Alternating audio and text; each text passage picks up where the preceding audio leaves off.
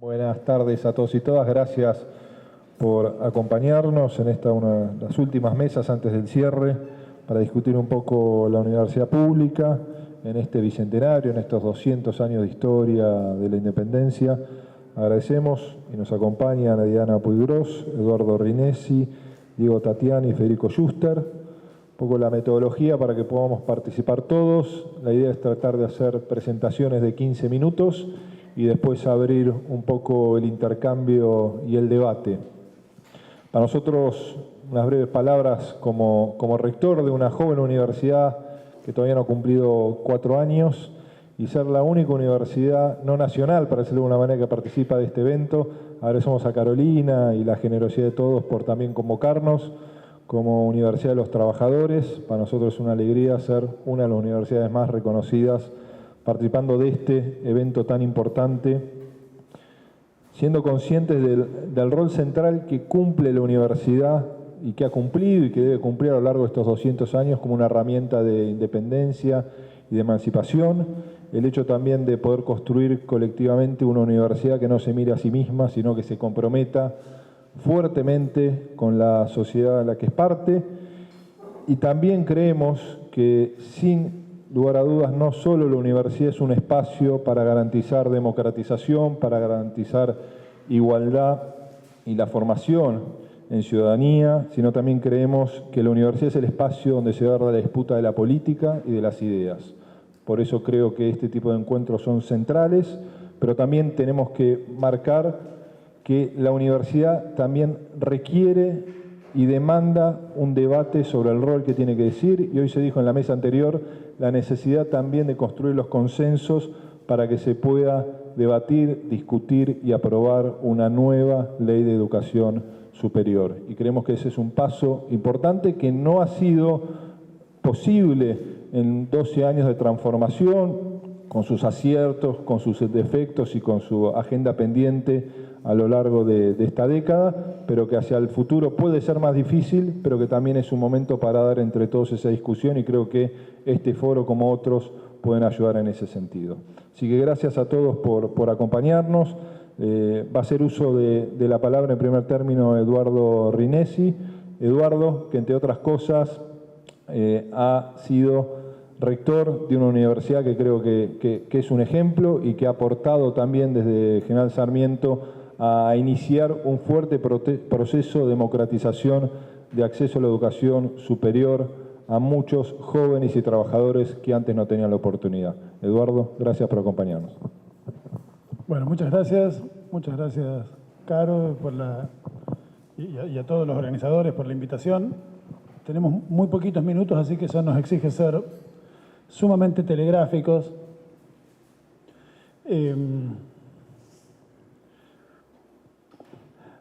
Yo pensando en la idea del Bicentenario y en el lugar de la universidad, en ese ciclo de tiempo de 1816 a 2016, del ciclo de la Revolución y de la Independencia a estos días que corren, en una idea que desarrolla por ahí mucho más extensamente que lo voy a hacer aquí, apuntándola apenas en un libro muy simpático, Ugo Biagini, que señala la existencia de 3 momentos: el comienzo del siglo XIX, el comienzo del siglo XX y el comienzo del siglo XXI, como momentos de fuerte intervención de las juventudes en la vida política de los países latinoamericanos, de fuerte importancia de la universidad en la formación de esas juventudes y de fuerte vocación latinoamericanista en los movimientos políticos que esas juventudes impulsaron. Solo para apuntarlo, señala entonces la importancia de algunas universidades, que eran muy poquitas, en la región que hoy es de nuestros países de América del Sur, en el proceso emancipatorio de 1810 a 1816. El lugar central que tiene sin duda la reforma de 1918 en Córdoba, en el inicio del siglo XIX, y el proceso tan interesante que es posible señalar en varios de los países de América Latina, ciertamente en la Argentina con mucha fuerza, pero me parece que no solo, y al que yo le pondría dos fechas pensando en nuestro país. Una, la del año 2008, año de la ya muchas veces comentada, y como estaba mirando de reojo que va a comentarla Federico Schuster, no pienso decir una palabra sobre la declaración final de la Conferencia Regional de Educación Superior de Cartagena de Indias de ese año, que es una declaración absolutamente fundamental e importantísima por su establecimiento del principio de la universidad como un derecho humano universal. Y el año 2015, que es el año en el que me parece que estuvimos más cerca de hacer eso que en efecto no fuimos capaces de hacer, que fue cambiar la Ley de Educación Superior, cuando la diputada Adriana Puiggrós sí impulsó, y me parece muy importante señalarlo, una reforma de la Ley de Educación Superior que tiene todo tipo de falencias, pero frente a la cual me parece que lo que tenemos que tratar de hacer es poner a nuestras universidades a la altura del principio que esa reforma sanciona y no empezar a hacer presentaciones judiciales porque queremos seguir cobrando los cursos de grado o queremos seguir poniendo trabas al ingreso. Me parece que esos tres momentos, sobre los que habría muchísimas cosas para decir, son momentos en los que la universidad tiene una importancia muy grande en los movimientos políticos latinoamericanos, inspirados en principios u orientaciones diferentes. A comienzos del siglo XIX, la idea fuerte de emancipación. A comienzos, perdón, del siglo XVIII, del siglo XIX, digo bien, a comienzos del siglo XX, la idea tan poderosa, tan reiterada en el Manifiesto Liminar y en los documentos fundamentales de la Reforma, de la libertad. Y a comienzos del siglo XX, la idea muy fuerte, que es en efecto la que preside la Declaración de Cartagena de Indias del 18, que es la que preside la reforma Puiggrós de la Ley de Educación Superior en la Argentina, la idea muy fuerte de derechos, la idea de pensar a la universidad como un derecho humano universal, como dice la Declaración de Cartagena de Indias, lo cual me parece que introduce una cantidad de problemas teóricos, filosóficos, políticos del más grande interés. La palabra derechos es una palabra muy complicada en la filosofía política, es una palabra que introduce una gran cantidad de cuestiones. En general es una palabra que utilizamos para decir que tenemos derecho a cosas a las que de hecho no tenemos derecho. Nadie que puede comer 2 veces por día anda dando puñetazos en la mesa diciendo yo tengo derecho a comer 2 veces por día. En cambio es cuando no tenemos de hecho derecho a alguna cosa, cuando decimos contra toda evidencia que tenemos derecho a eso a lo que de hecho no tenemos derecho. Es decir, la expresión yo tengo derecho a, por ejemplo, a la universidad, suele ser descriptivamente falsa. Su verdad es de otro orden, es de orden filosófico, es de orden moral, es de orden político y nos compromete entonces en un conjunto de luchas que empiezan apenas con la proclamación legal de esos derechos, pero que deben continuarse después teniendo al Estado, garante de los derechos, como un protagonista fundamental. E introduce la pregunta por quién es el sujeto de esos derechos que proclamamos. ¿Quién es el sujeto del derecho a la universidad?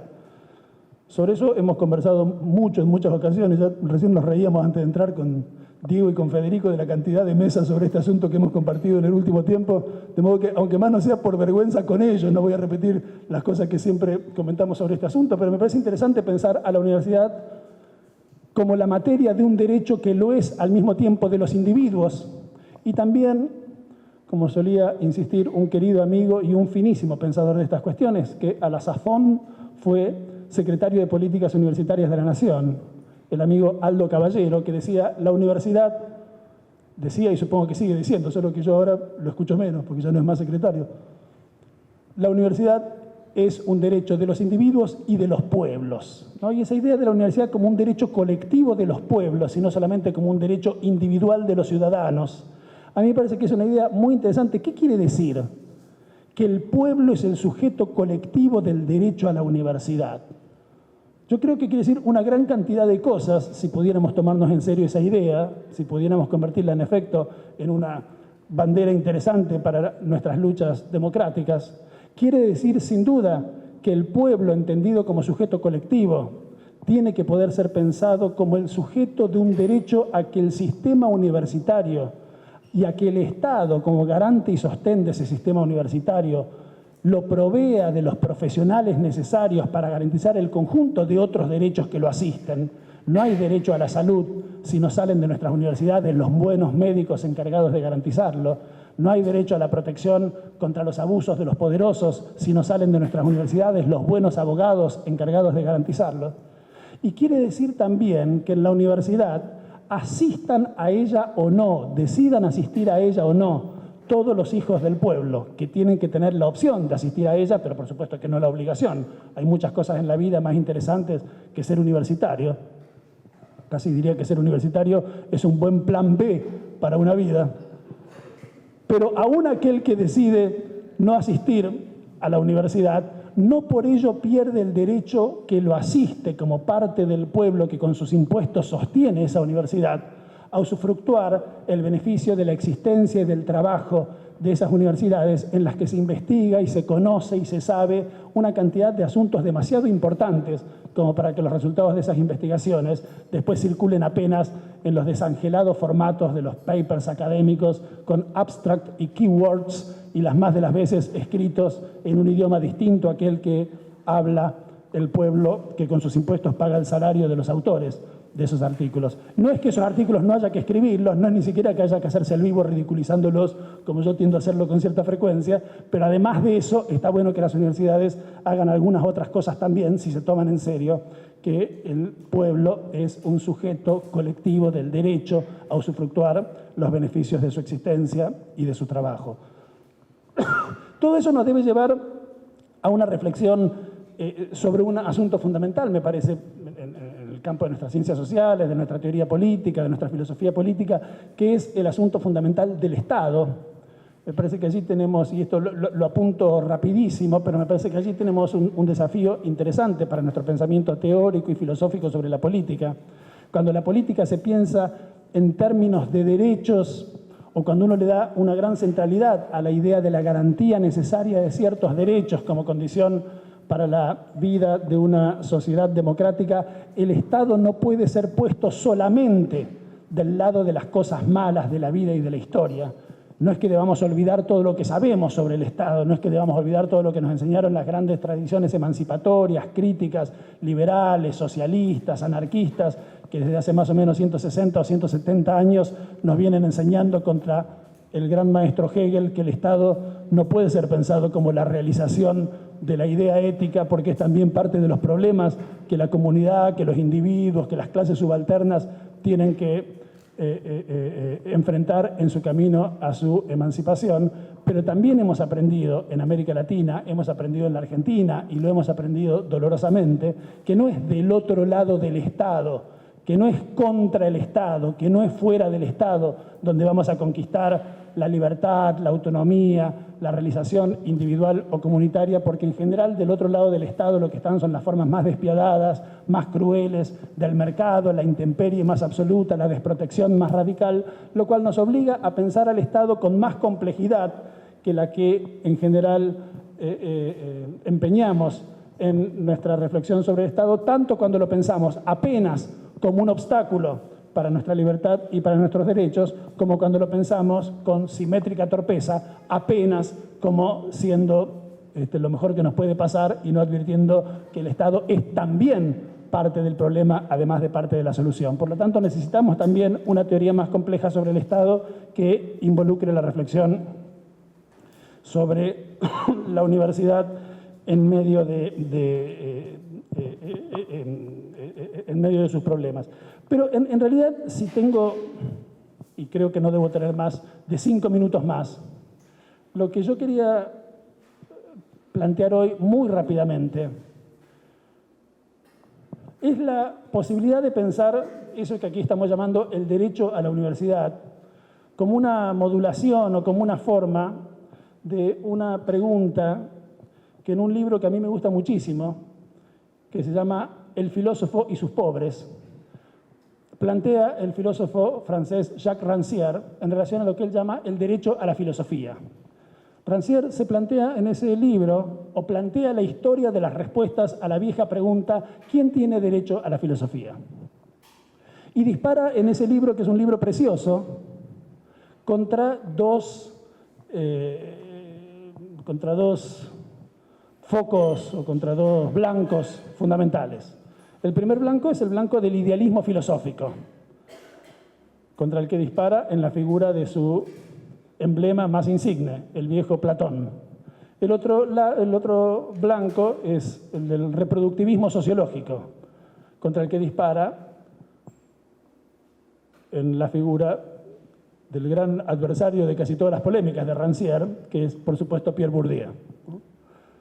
Simplifico mucho el argumento de Rancière para decir que en su discusión con Platón, lo que dice Rancière es: Platón resuelve el problema de quién tiene derecho a la filosofía apelando a la naturaleza, o más exactamente, a las naturalezas distintas de las personas. Hay personas que han nacido para guerrear, y entonces está muy bien para una distribución justa de los bienes y de los males sociales que sean guerreros. Hay personas que han nacido para filosofar, entonces está muy bien para una distribución justa de los bienes y males sociales que sean filósofos. Y hay personas que han nacido para hacer zapatos, y entonces está muy bien para la existencia de una ciudad justa que sean zapateros.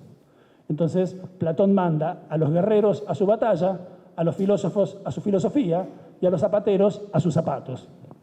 Y solamente a sus zapatos, ¿no? Muestra muy bien Rancière, y yo diría que es una parte fundamental de la argumentación de Rancière, que así como la excelencia del filósofo es producir una filosofía excelente, y como la excelencia del guerrero consiste en librar batallas excelentes, la excelencia del zapatero consiste menos en hacer zapatos excelentes que en haberse comprometido a no querer hacer otra cosa que zapatos, ¿no? Y me parece que en esa renuncia que la filosofía le exige al zapatero, prometo no querer hacer otra cosa que zapatos, prometo no querer hacer filosofía por las noches, como en La noche de los proletarios, que es el otro precioso libro sobre este mismo asunto, puesto que todos los libros de Rancière son sobre el mismo asunto. En esa renuncia a la filosofía me parece que está lo que no le perdona Rancière al idealismo de Platón.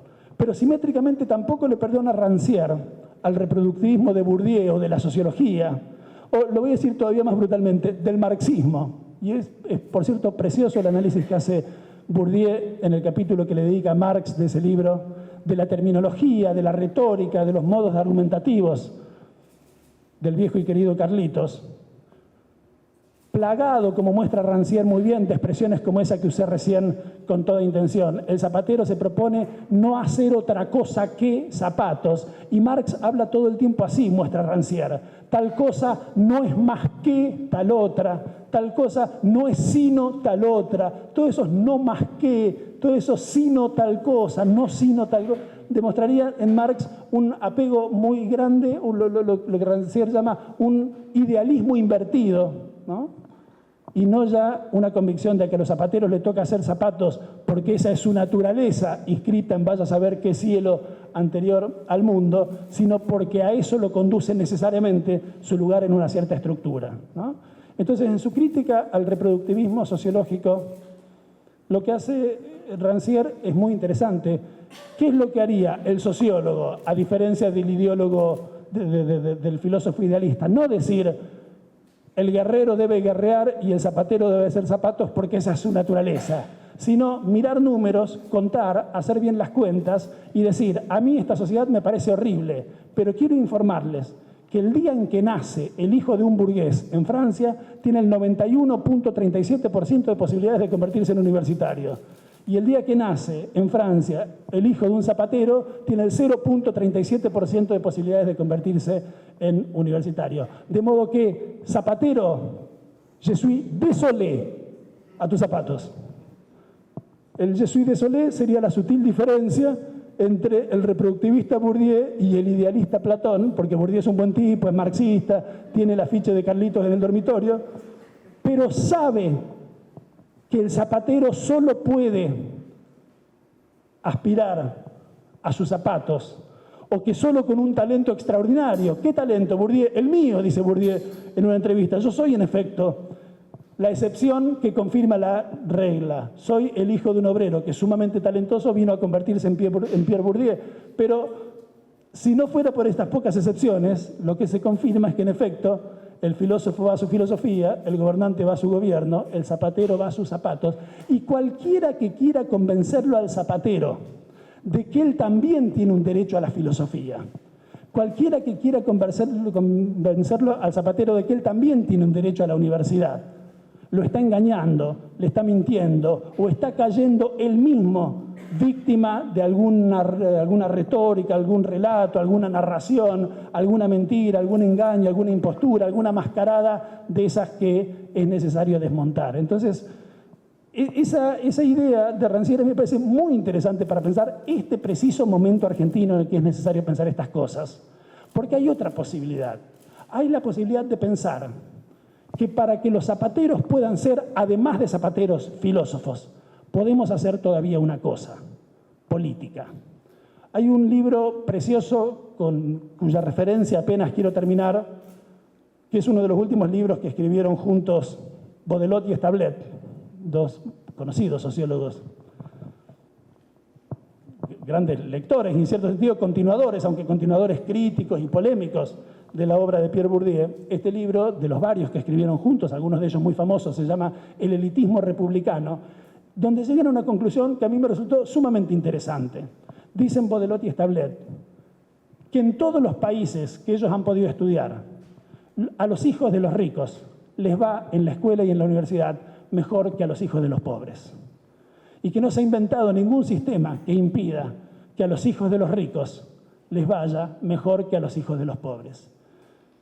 Pero que la diferencia entre los países donde hay políticas estatales, políticas institucionales, políticas universitarias, tendientes a corregir las injusticias del mundo social en los desempeños universitarios, y los países donde no existen esas políticas porque se considera que eso es tirar la plata porque lo mismo los zapateros solo pueden hacer zapatos, el modo en que el origen social determina el éxito escolar es 3 veces mayor si no hay política que si sí hay política.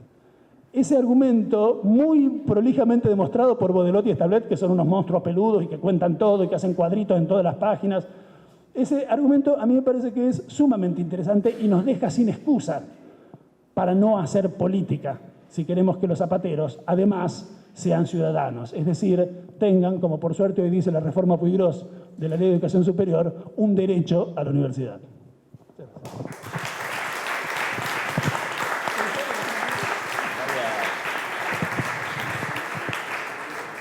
Bueno, muchas gracias, Eduardo. Ahora le vamos a dar la palabra a Federico Schuster. Federico, que fue director del Instituto Gino Germani y también decano de la Facultad de Ciencias Sociales de la UBA. Federico. Bueno, muchas gracias, buenas tardes. Saludos a este gran foro en el que ya he tenido alguna otra participación en alguna universidad amiga y el gran orgullo de estar en este cierre. Empiezo un poco confundido por el tema de que no se puede ser filósofo y zapatero. A mí me afecta personalmente. Hay que saber un poquito de alemán para eso, pero...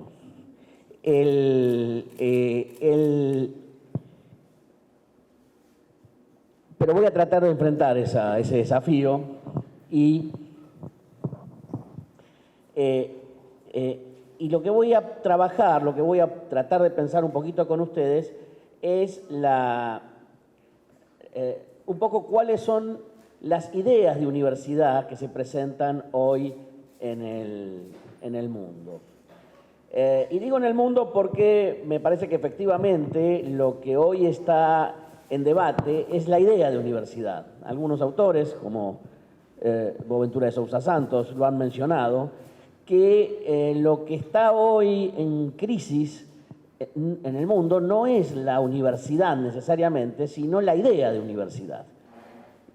Un punto importante es que no sabemos exactamente qué es la universidad. Si lo queremos definir y tomamos para ello un poco los distintos modelos de universidad que hay en el mundo hoy, lo que vamos a encontrar es que podemos decir probablemente que la universidad es un nivel educativo con capacidad de acreditación. Y no mucho más.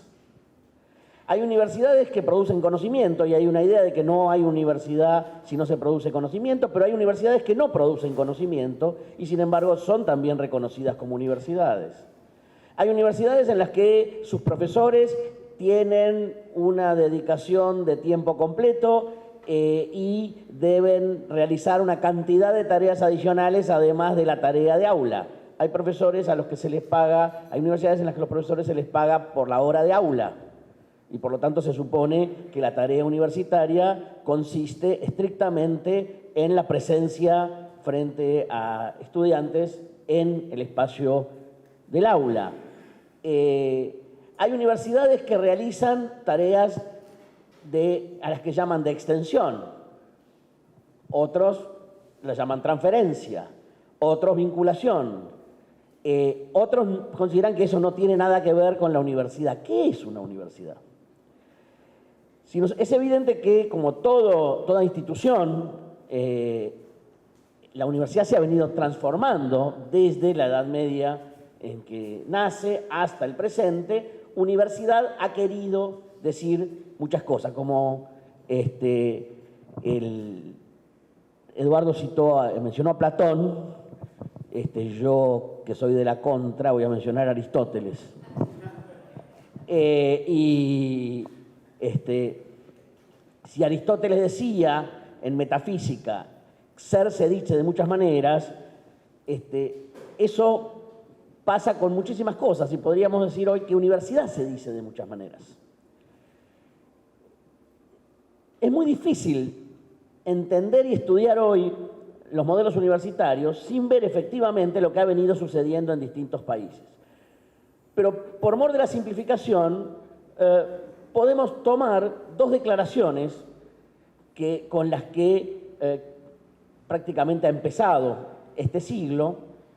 Una primera que hace la Organización Mundial de Comercio, incluyendo a la educación superior en general, en todas sus formas, como un bien comercializable. Eso viene en principio de la inclusión que se hace entre las mercancías de los servicios y luego de la atribución de la idea de servicio, del concepto de servicio a la universidad.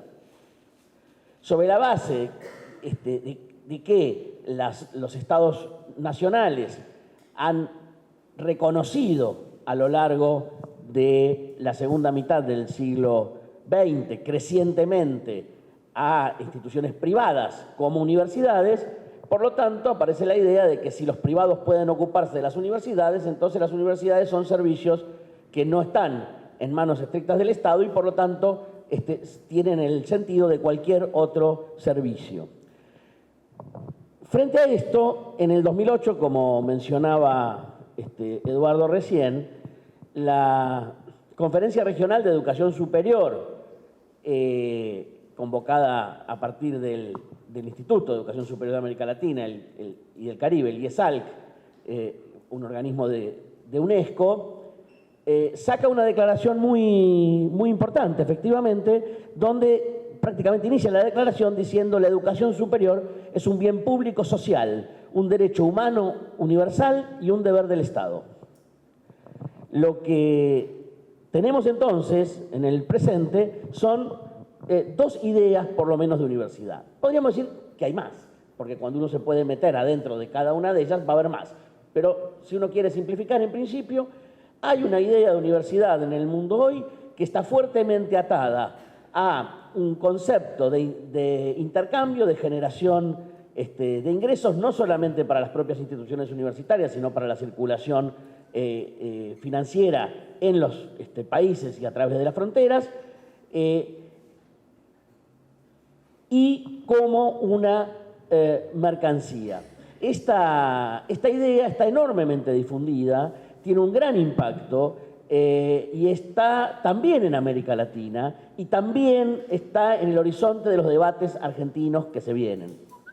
Si en algún momento la universidad fue en la Argentina, un poco en el proceso que estamos recorriendo del Bicentenario,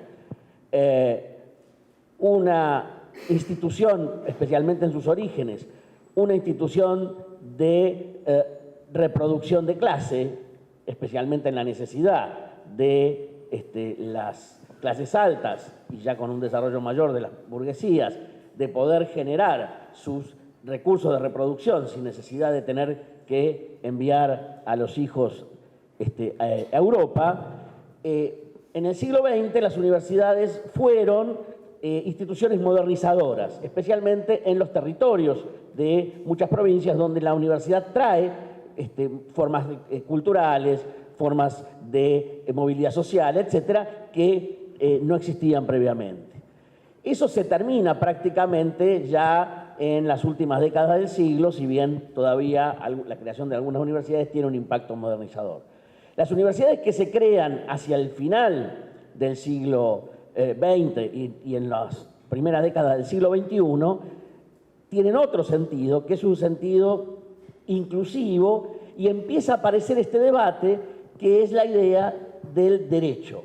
Si el de la universidad, y podríamos decir la educación superior, es un derecho, es decir, un derecho al que puede acceder cualquier ciudadano, pues entonces hay que ampliar la cantidad de universidades y la cantidad de instituciones de educación superior que permitan efectivamente garantizar ese derecho. Yo lo que veo hoy en el debate, no lo veo todavía en la práctica, pero sí lo veo en el debate, varios medios de prensa están llevando adelante un debate universitario, están proponiendo un debate universitario que me parece que nosotros tenemos que asumir, y tenemos que asumir con claridad. En general está planteado desde una concepción de la universidad entendida básicamente como una institución acreditadora cuyo sentido no es el de la universidad como derecho, el de una institución que garantice derechos, sino más bien es el de una institución que garantice productos. Es un modelo de base eficientista, monetarista, productivista, mercantilista, y me quedo allí, ¿sí? Podría decir privatista, pero me interesan esas categorías. ¿En qué sentido lo es? Es eficientista en el sentido de que lo que se piensa es que lo que debe medirse, en definitiva, es el gasto que realiza el Estado en la universidad. El gasto debe reducirse, básicamente como concepción general del Estado, porque la emisión del gasto es la que provoca inflación y la inflación es un mal para el funcionamiento de los mercados. Por lo tanto, el gasto público debe reducirse y la universidad forma parte del gasto público. El gasto debe ser entonces eficiente, y que sea eficiente quiere decir que se garantice que cada centavo que se pone en educación tenga efectivamente un producto visible y medible que permita certificar que el gasto ha sido adecuado. Si uno va a ver lo que sucedió, por ejemplo, en los Estados Unidos de la posguerra, que son un ejemplo monumental de impacto y de desarrollo de un sistema científico-tecnológico y de un sistema de educación superior, lo que se va a ver es que son un ejemplo impresionante de ineficiencia en el gasto, ¿sí? Porque lo que le interesaba allí, en todo caso, al proyecto, que era un proyecto en realidad de formación de capacidades científicas, tecnológicas, pero también filosóficas, porque también en aquel momento hay una idea en muchos intelectuales influyentes en los Estados Unidos de que no solamente hay que generar científicos y tecnólogos capaces de desarrollar armamentos o de desarrollar infraestructura o tecnología dura para generar recursos económicos y militares para los Estados Unidos, sino además también es necesario generar filósofos, intelectuales de las diversas ramas de las humanidades y las ciencias sociales. ¿Para qué? Para constituir una intervención fuerte en el discurso. Y en ese sentido es impresionante el resultado, porque Estados Unidos no tenía una enorme influencia hasta los años 50 o 60 en el mundo, y de hecho los propios estudiantes de filosofía norteamericanos veían con entusiasmo a los exiliados europeos que llegaban a formarlos en los tiempos del nazismo y de la guerra, que los expulsaban del viejo continente, y sin embargo hoy la filosofía norteamericana es prácticamente hegemónica en el mundo. Durante algún tiempo aguantó la pequeña aldea gala, pero hoy el pragmatismo también ha entrado fuertemente en Francia. De modo tal que el resultado final allí no es tanto la eficiencia, sino la eficacia, es decir, la capacidad de generar una enorme cantidad de intelectuales, científicos, tecnólogos, etcétera, en función de un proyecto nacional de los Estados Unidos. No está allí esta idea que estamos defendiendo aquí. No es la idea del derecho, no es tampoco la idea del derecho colectivo, ni del derecho de los ciudadanos, ni del derecho colectivo. Pero sí es una idea fuerte, contraria a la eficiencia. Sí es una idea de inversión en términos de producir un resultado que en educación no está atado a la eficiencia. Esto no quiere decir que la eficiencia no sea importante en la administración de una institución educativa, ¿sí? Esto es otra cosa. Pero me estoy refiriendo aquí a la política educativa. Esto está atado fuertemente al monetarismo por esta idea precisamente de la noción de gasto, de emisión y de medición en función de resultados económicos, financieros, y en ese sentido la contracara es favorecer a que las universidades generen sus propios recursos. Y en ese sentido, esto metido hoy en un proceso de internacionalización de la educación, que no es un proceso de internacionalización de la educación en el sentido de generar un vínculo solidario entre las universidades del mundo para cooperar, producir conocimiento juntas, ampliar las posibilidades de la formación y el intercambio, sino básicamente es una idea de intercambio comercial, ¿sí? Que, como suele suceder en nuestros países, está atado a una idea neoliberal de mercado universitario que termina, insisto, en sociedades como la nuestra, vinculada a un modelo de desarrollo dependiente. Esto básicamente quiere decir que, en definitiva, son los intereses de las grandes universidades europeas y norteamericanas las que quieren atraer estudiantes que les permitan ya sea generar recursos. Hay universidades en Europa que están muy complicadas en ese sentido y necesitan la circulación de estudiantes de ultramar para obtener recursos, o ya sea, en algunos casos, especialmente en Estados Unidos, de generar, de atraer a estudiantes con potencialidades que les permitan generar recursos de alto nivel para sus propios intereses. En ese sentido, América Latina tiene una capacidad que viene desde la reforma del 18. En 2018 se va a hacer aquí una nueva conferencia regional de educación superior y se va a hacer en Córdoba, precisamente en conmemoración de la reforma de 1918.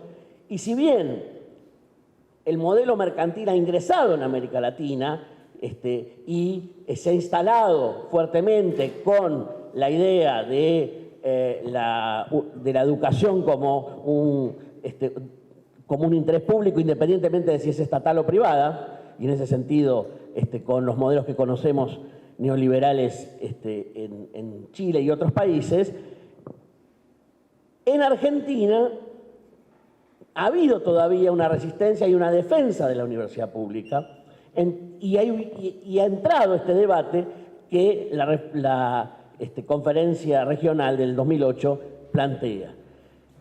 Este debate, de aquí en más, va a ser el gran debate. ¿Qué universidades vamos a sostener? ¿Universidades entendidas como garantizadoras de derechos o universidades entendidas como mercancías? La tendencia o la tentación para la universidad mercancía es muy grande. Lo vemos en nuestra Universidad de Buenos Aires, porque precisamente ante la falta de recursos, ¿sí?, en la medida en que los estados de una manera u otra empiezan a retasear los recursos, este año lo hemos visto en términos de un retaseo operativo, ¿sí? Es decir, el presupuesto universitario se aprobó el año pasado en el Parlamento, de modo tal que está aprobado, pero sí ha habido un retaseo de las partidas, que la fuerte de la ejecución de las partidas, y eso genera restricciones en las condiciones del funcionamiento universitario, unido a las tarifas, al aumento de las tarifas, a la devaluación, etcétera, etcétera. Cuando empieza el retaseo presupuestario, lo que sucede es que las universidades empiezan a desesperarse porque no pueden cumplir sus funciones. Y hay una tentación muy fuerte, si no hay una clara concepción de lo que está en debate, de ir a la dimensión mercantil. La Universidad de Buenos Aires acaba de firmar un convenio con la Universidad Nacional Autónoma de México, la Universidad de San Pablo, la Universidad de Barcelona,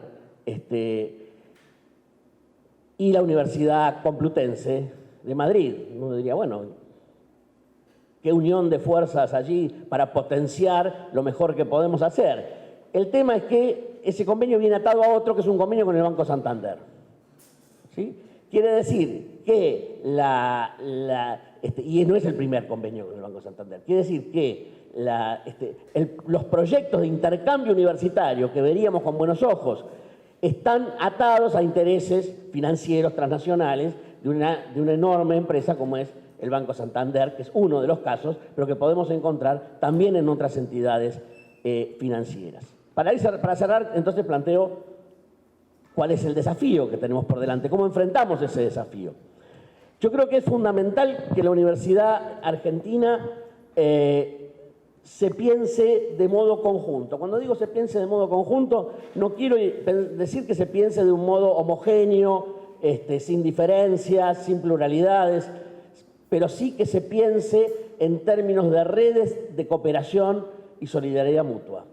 Ya sea en términos de construcción, ya sea en términos de defensa, según lo que la ocasión demande, la única forma de enfrentar el futuro que se venga para las universidades públicas de este país es en forma conjunta, generando proyectos conjuntos, articulando. ¿Por qué? Porque entonces lo que hay que pensar son dos o tres cosas. Número uno, ¿cómo se garantiza el derecho a la educación superior? ¿Cómo se garantiza en términos de sistema, si ustedes quieren, o de complejo universitario, usando la frase que está usando últimamente Judith Neidorff? ¿Y cómo se generan proyectos de interés social? Si la universidad es un bien público y si hay un derecho colectivo a la universidad, por supuesto que está en que formemos los profesionales de la más alta calidad, que esa es otra trampa en la que no se puede caer. La universidad de interés social, la universidad abierta a las necesidades de la sociedad debe ser una universidad de la más alta calidad.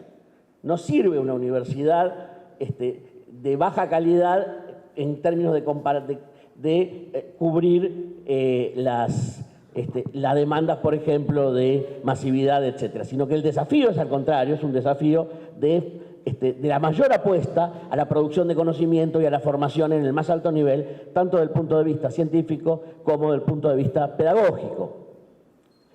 Pero al mismo tiempo, las universidades tienen que cumplir un desafío que hasta aquí no han cumplido.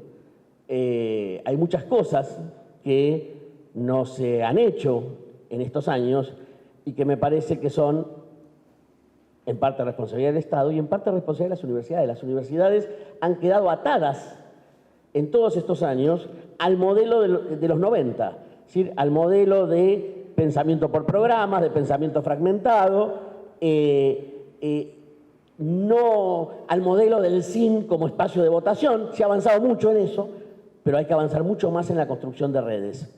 Y en ese sentido, me parece que las universidades tienen que cooperar, insisto, para pensar cómo se garantiza el derecho a la educación, para pensar cómo se constituyen proyectos científicos, tecnológicos, pedagógicos, etcétera, cooperativos, que amplíen y potencien sus capacidades, pero también para pensar cómo se interviene en la escena pública a partir de las capacidades intelectuales, científicas, profesionales de sus miembros, para plantear grandes debates estratégicos en los que la universidad no ha intervenido y que hubiera sido muy deseable y saludable que interviniera. Hay temas que se plantean de modo distinto desde el gobierno o desde un gobierno que desde la posibilidad plural y sin necesidades de gestión inmediata de la universidad. Por ejemplo, la tensión que existe hoy entre desarrollo y medio ambiente es un tema en el que la universidad se tendría que haber metido y plantear efectivamente cómo afrontamos esta cuestión, que no es una cuestión básica, no puede ser una cuestión básica de elegir un camino o el otro, porque ambos son imprescindibles. Bueno, ¿cómo se enfrenta esa tensión? ¿Cómo se enfrenta un cambio del modelo educativo? ¿Cómo se enfrenta el problema de las políticas de salud? Una enorme cantidad de cuestiones en las que la universidad, trabajando juntas, en redes parciales, redes más amplias, podría haber avanzado mucho más y debe avanzar mucho más en términos de producir la apertura de un debate necesario, ya sea hacia el Estado hacia el conjunto de la sociedad. Imagino entonces un futuro en el que se abre un debate del que no vamos a poder eximirnos entre estos dos modelos de universidad, pero al mismo tiempo que solo podrá ser enfrentado con un proyecto de redes universitarias de articulación cooperativa de las universidades. Si nos vamos a la puja y a la disputa por el centavo, vamos a estar en problemas. Muchas gracias.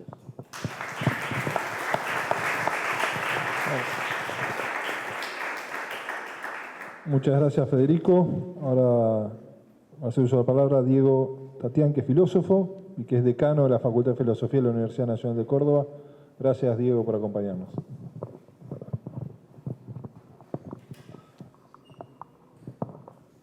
Bueno, muy buenas tardes. Muchas gracias por la invitación a participar en este foro que conmemora 200 años de la independencia, y lo que yo voy a tratar de hacer aquí es insertar en esta conmemoración la interrogación por otra conmemoración que es inminente, que no es de 200 años sino de 100 años, y me estoy refiriendo al centenario de la reforma universitaria que ha sido mencionado en reiteradas ocasiones aquí. Y esto porque me parece que siempre las conmemoraciones son riesgosas, cuando son puramente conmemorativas, valga la redundancia. En este momento de la Argentina estamos conmemorando la independencia, precisamente en un momento en el cual se ha producido un movimiento formidable, diría yo, de servidumbre voluntaria económica y política, por el hecho de haber contraído una deuda de 25.000 millones de dólares que reinserta a la Argentina en el circuito financiero internacional y por lo tanto perpetúa la dependencia de la que se había parcialmente salido. Entonces, a veces las conmemoraciones enmascaran exactamente lo contrario.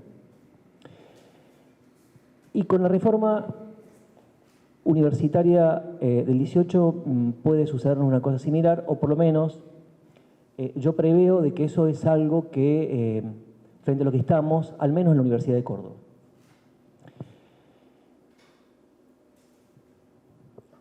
Lo que yo quisiera hacer en este momento es, la reforma universitaria fue antes que nada un hecho, no fue fundamentalmente un hecho pedagógico, sino un hecho de transformación social, de revolución cultural y de afirmación de un latinoamericanismo que, a diferencia de lo que decía Deodoro en el primer párrafo del Manifiesto Liminar, en el 18 no se estaba viviendo una hora americana o latinoamericana en realidad, era más bien una expresión de deseos de Deodoro, sino que esa hora estalló casi 100 años más tarde. Y me parece que ese es uno de los legados fundamentales, el latinoamericanismo, que nosotros tenemos de la herencia reformista. Pero también me gustaría decir de que desde mi punto de vista ha habido una malversación de esa herencia. Porque la reforma ha sido, a su manera, un acontecimiento histórico-político orientado por la idea de derechos, y hay una acepción de la reforma universitaria que, en cambio, lo que busca hacer es perpetuar los privilegios en la universidad. Y entonces me parece que ahí hay una disputa que dar, y que lo que yo voy a tratar de hacer es contar una historia que concibe la reforma de una manera que tal vez no es muy ortodoxa. Y esa historia tal vez puede ser orientada por una pregunta, que es la pregunta: ¿cuándo la cultura reformista perdió a la clase obrera? Digo que la perdió porque hay un obrerismo en la reforma universitaria, del que no se tiene mucha memoria. Si nosotros hiciéramos la prehistoria de la reforma, la prehistoria inmediata de la reforma, hubo un movimiento cultural formidable en Córdoba, sobre todo, digamos, con un conjunto de instituciones creadas por quienes serían inmediatamente después los referentes máximos del acontecimiento de junio del 18. Y voy a mencionar sobre todo a tres instituciones fundamentales que tenían una clarísima orientación popular. En primer lugar, la Asociación Córdoba Libre, que fue creada en el año 16 por Deodoro, por Saúl Taborda, por Orgaz, por Capdevila, y que sobre todo tenía en el centro el teatro, pero que en un sentido de teatro popular y teatro obrero. En el año 17 se crea la Universidad Popular, que tiene una, en particular por Orgaz y por Deodoro, y que la idea era proveer de una formación a los hijos de los obreros. Tiene una vida efímera, es una institución que está poco estudiada, desde mi punto de vista, pero que tenía ese sentido. Y finalmente, la asociación cultural que se llamaba Ariel, que precisamente tenía ese sentido de generar conferencias, generar divulgación científica y debates públicos para sectores que estaban lejos de la universidad. Además, mencionar de que acá nosotros tenemos una primera articulación obrero-estudiantil que es muy fuerte, quizás la primera articulación obrero-estudiantil, que tiene que ver con el compromiso de los referentes reformistas, con un conjunto de huelgas obreras que fueron protagonizadas por lo que en ese momento se llamaba la Federación Obrera de Córdoba, y en particular por algunos gremios, por ejemplo, los obreros ferroviarios, la fraternidad, los obreros tranviarios, los obreros del calzado, los empleados municipales que hicieron caer un intendente en el año 17 que se llamaba Enoch Aguiar, y, por ejemplo, Horacio Valdés y Enrique Barros, sobre todo ellos dos, uno proveniente de estudiante de Derecho, el otro estudiante de Medicina. En el 18 había 290 estudiantes en Córdoba, casi la mitad eran de Derecho. Tuvieron un compromiso muy fuerte con estas movilizaciones obreras. La FUC se crea en mayo del año 18, el 1 de mayo del año 18, donde también estas huelgas, que eran sobre todo, por supuesto, por salario, pero también por reducción de horario de trabajo y por la implementación del sábado inglés, la media jornada del sábado, contaron con la participación de referentes estudiantiles y con declaraciones estudiantiles del Comité Pro Reforma, y una vez creada la FUC, con declaración de la Federación Universitaria de Córdoba. La Federación Obrera de Córdoba y la Federación Universitaria de Córdoba hacían mítines conjuntos. Sobre todo, y hay un mes que es fundamental, que es el mes de septiembre del 18. En septiembre del 18, el 6 de septiembre del 18, para ser más exactos, los estudiantes cordobeses toman el rectorado, lo que sería el rectorado viejo, y por varios días, y reciben un apoyo logístico de los obreros que le pasaban comidas, digamos, con quienes ya habían trabajado los estudiantes en algunas huelgas, por ejemplo la de los molinos Leticia, en el año 17. Hacen mítines conjuntos. En el mismo septiembre, Deodoro Roca es invitado a hablar en un acto puramente obrero y es el único orador. Hay una gran concentración obrero-estudiantil a finales de septiembre que acaba, digamos, con un enfrentamiento con la policía, y Enrique Barros y Valdés terminan presos. Y claramente había un obrerismo en el ideario, en la inspiración original de la reforma universitaria. Claro, la gratuidad de la enseñanza era una bandera reformista que va a ser consagrada recién en el año 49, pero la idea que tenía esa máquina de escribir colectiva, que era la reforma universitaria, era que desde la universidad, estoy hablando en el 18, en 17 y 18, estaban los gérmenes para la transformación social. Esa idea se derrumba, y leer los textos de Deodoro de la década del 30, la década infame, es impresionante porque, digamos, se asume el fracaso de la reforma, y hay una frase de Deodoro que dice: no habrá reforma universitaria mientras no haya reforma social, ¿no? Es decir, no va de la universidad hacia la sociedad, sino de la sociedad hacia la universidad. Quiero decir que los máximos referentes de la reforma, o dos de los máximos, como Saúl Taborda y Deodoro Roca, se murieron en los primeros años 40, es decir, Deodoro en el 42, Taborda en el 44.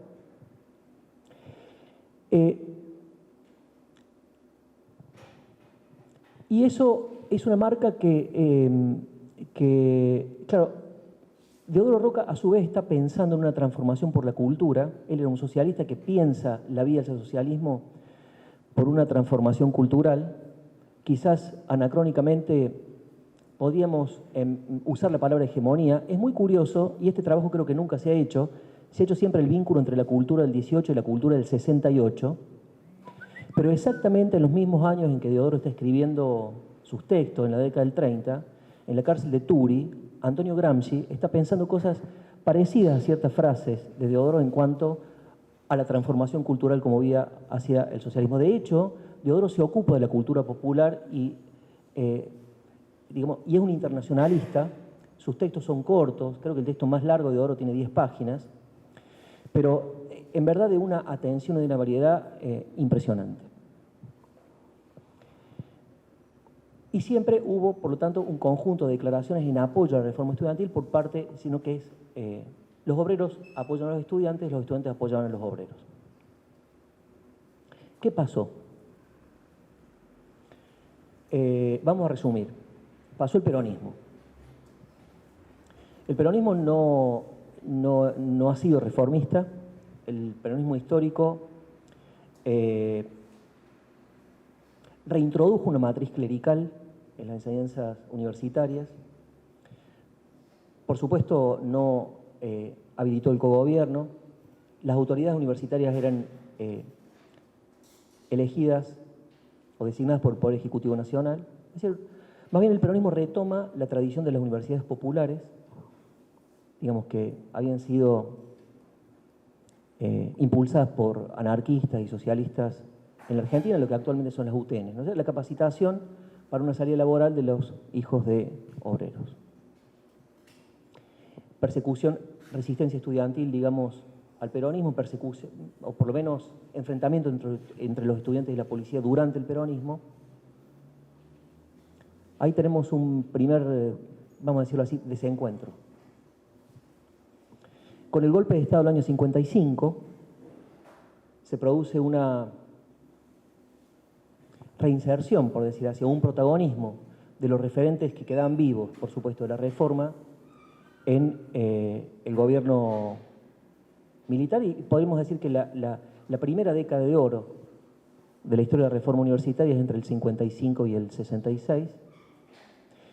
Es muy interesante ver también como un destello reformista en la primera década en la primera mitad de los años 60. Si tengo tiempo después vamos a referirnos a ello. Pero me cuenta un amigo, Luis Rodeiro, que él recuerda haber entrado a la Casa de los Trabajadores de Córdoba, que queda en la primera cuadra de la calle Vélez Arfield, en los años, en la segunda mitad de los 50, cuando estaba cerrada, y haber visto escrito con balas FUC, Federación Universitaria de Córdoba, en una de las paredes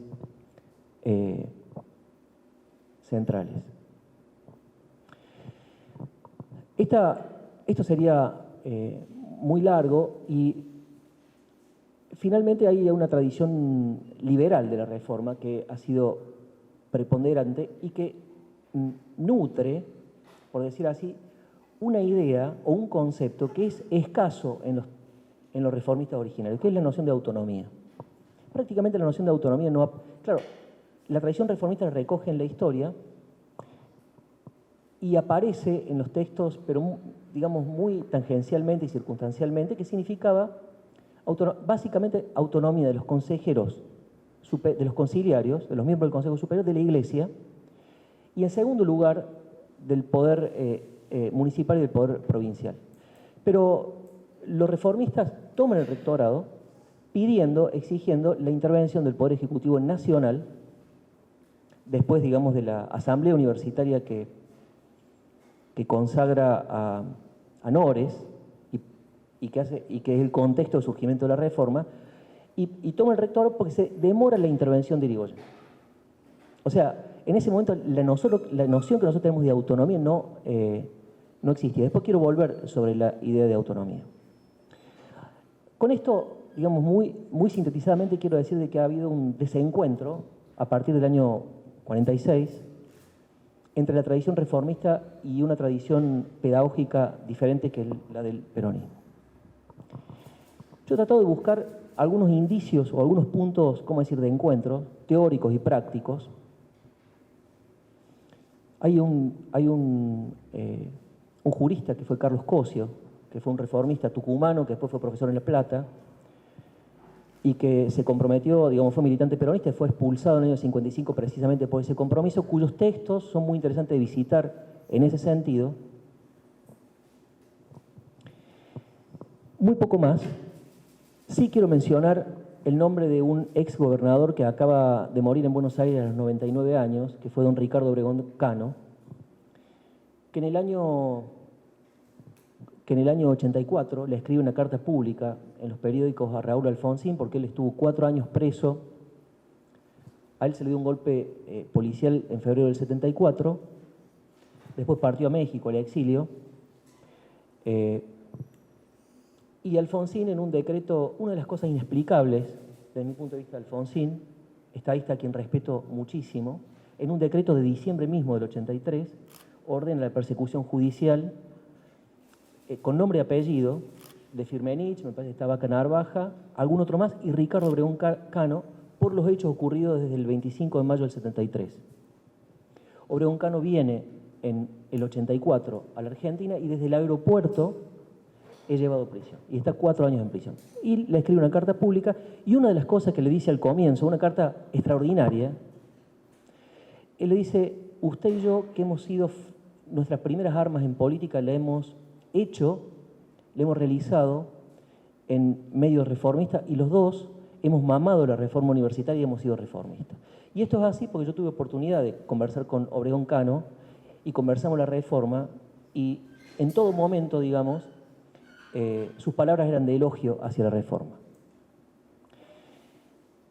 Hay algunas otras cosas más, pero yo quiero referir un hecho anecdótico, pero que es relevante, me parece también. En el año 2013, la Universidad de Córdoba cumplió 400 años.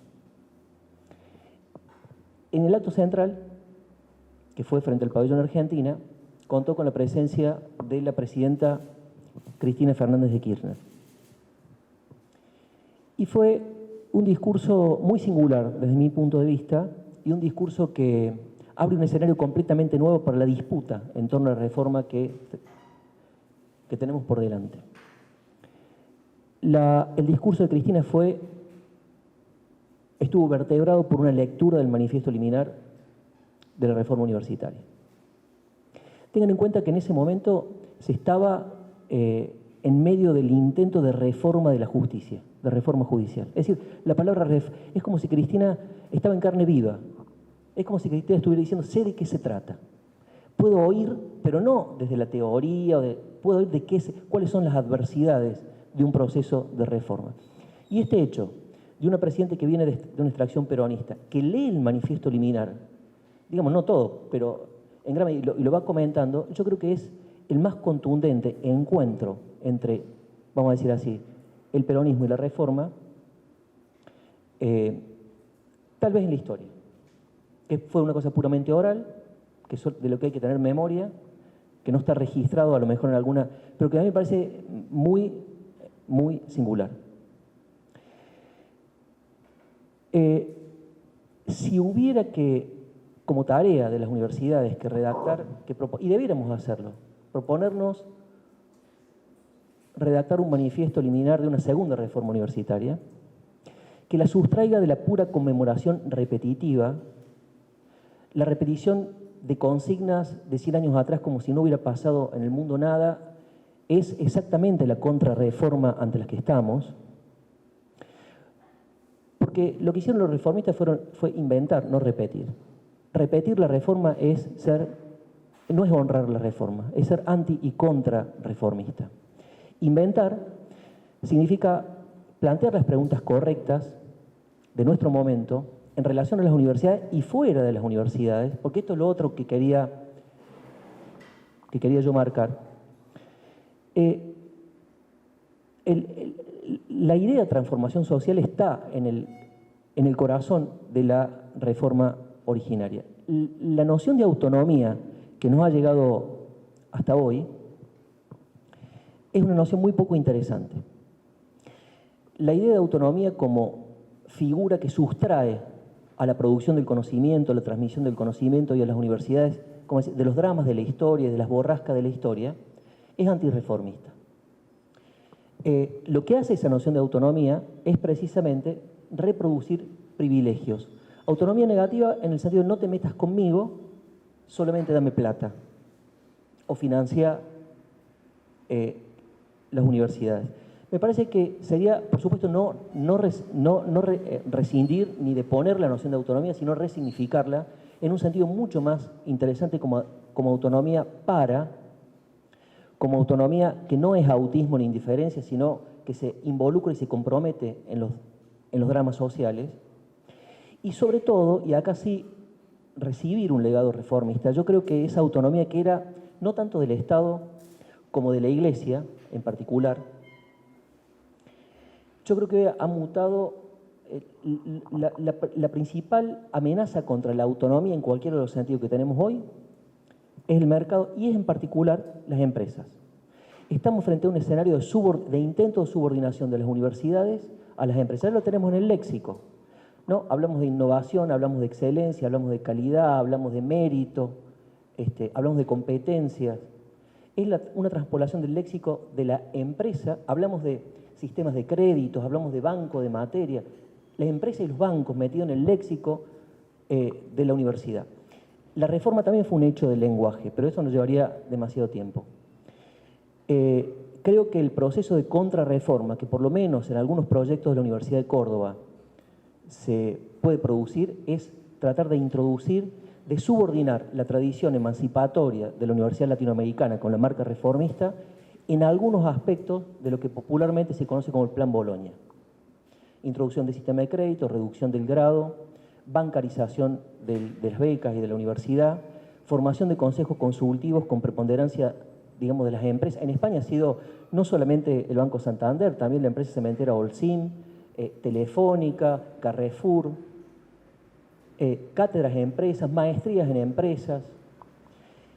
Eso es exactamente lo que en mi universidad, pero habría que cotejar, digamos, en mi universidad, bajo la excusa de una conmemoración vaciada de significado de la reforma, está probablemente en marcha y por lo tanto a lo mejor hay la transformación del espíritu originario de la reforma exige de un conservacionismo y de recuperar, como decía, un sentido social o conservar un sentido social, un sentido popular y sobre todo recuperar un obrerismo que estuvo originariamente en la gesta del 18. Muchas gracias.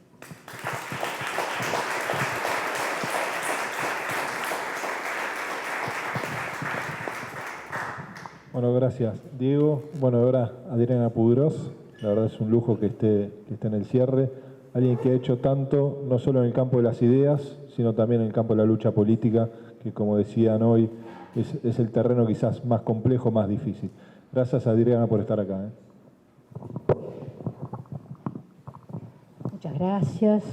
Muchas gracias por la invitación. Gracias, Carolina, ¿dónde está? Por insistir,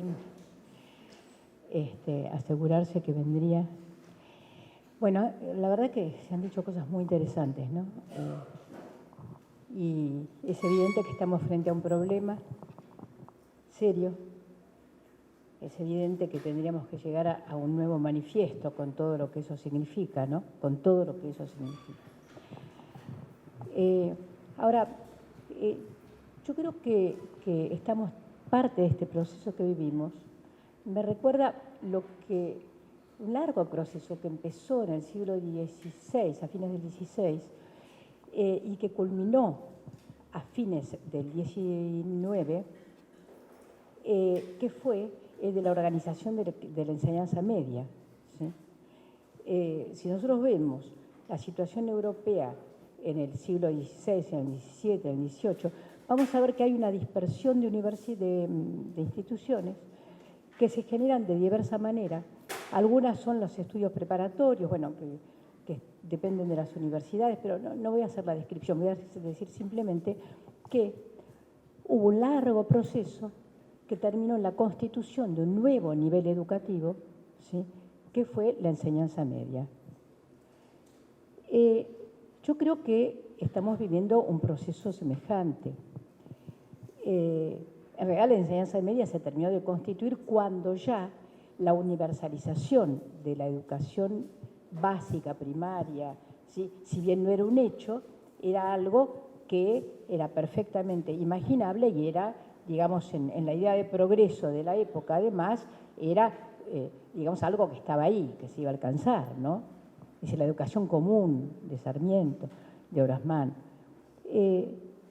Y a mí me parece que aquella universidad, la universidad que en la Argentina tiene su punto culminante, ¿no es cierto?, que después va a dar frutos para mucho tiempo, que es precisamente el 18, ¿sí? Me parece que esa universidad, y creo que es lo que se ha estado diciendo, ¿sí?, está en un proceso de crisis muy importante, no solamente en la Argentina, sino que aquella universidad, la universidad que conserva la herencia o que conservaba, vamos a ver cuál es el tiempo verbal, la impronta medieval, ¿sí? Es decir, eso, una universidad que es cada vez más del pasado. Bueno, la impronta medieval, la Universidad de Santander o la de Bolonia andan vendiendo cursos a distancia por todo el mundo, ¿no? Entonces, digamos, estamos frente a un proceso muy, muy particular. Ahora, el tema es que este proceso se da en el medio de otro, que es la globalización hegemonizada, sin ninguna duda, por el capitalismo salvaje, ¿sí? Y en donde hay un triunfo del pensamiento anglosajón, en particular norteamericano, muy importante. Entonces, a mí me parece que tenemos que tratar de analizar, ¿sí?, lo que ocurre, lo que viene ocurriendo en la Argentina. Voy a tratar de llegar a las dificultades para que se apruebe una ley de educación superior, que me parece que no son ajenas, ¿sí?, a este proceso muy complejo, ¿no? Sobre todo porque durante el periodo kirchnerista nosotros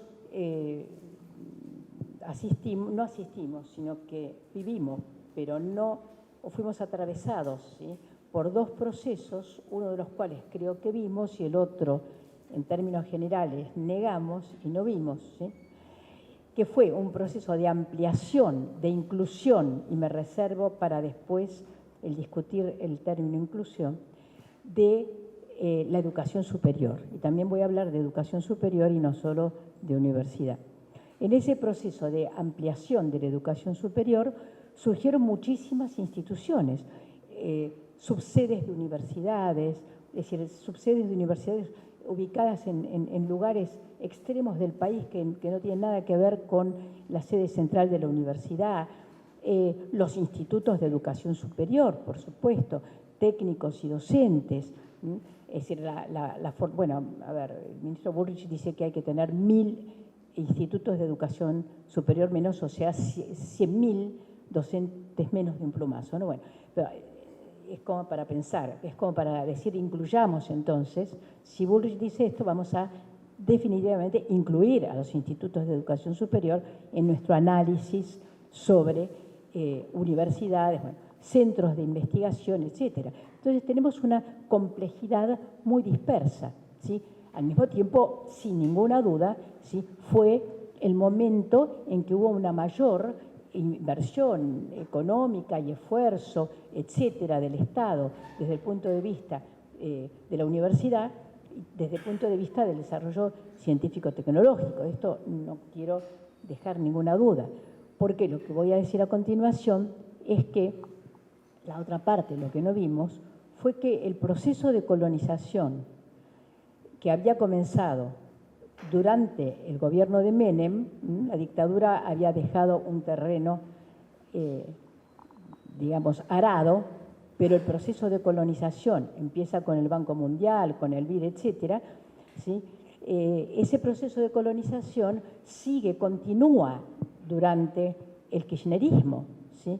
Y cuando por ahí vamos viendo como el Banco Santander hace sus reuniones, a ver, hubo un momento en que fue como, digamos, una enorme alarma, que es cuando el Banco Santander hace la reunión de Universia En Brasil, y esto yo lo he repetido muchas veces, así que discúlpenme si va a ser una vez más, pero que cada vez tiene más fuerza esta anécdota, que es cuando hace 3 años, en el medio de la campaña de Dilma, hace la reunión el Banco Santander de Universia, van 1.782, creo que eran universidades iberoamericanas, públicas y privadas, y al mismo tiempo el Banco Santander, obviamente nosotros estuvimos, el Banco Santander envía una carta a sus principales clientes diciéndoles por qué no votar a Dilma Rousseff, con la lista de horrores que les iban a ocurrir si votaban a Dilma Rousseff,